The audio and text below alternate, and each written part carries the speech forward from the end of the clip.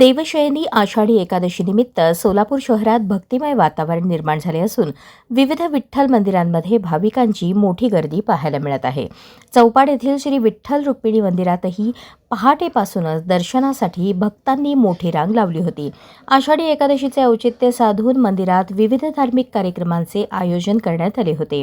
विठ्ठल रुक्मिणीच्या दर्शनासाठी आलेल्या भाविकांनी शिस्तबद्ध रांगेत उभे राहून दर्शन घेतले। मंदिर परिसरात विठ्ठल विठ्ठल नामघोषाने भक्तिमय वातावरण निर्माण झाले होते। यावेळी मंदिरात आलेल्या भाविकांसाठी प्रसादाचे वाटप करण्यात आले। दर्शन, नामस्मरण आणि भक्तिभावाने ओतप्रोत भरलेल्या या सोहळ्यामुळे चौपाड परिसरात आषाढी एकादशीचा उत्साह आणि आनंद द्विगुणित झाल्याचे चित्र पाहायला मिळाले।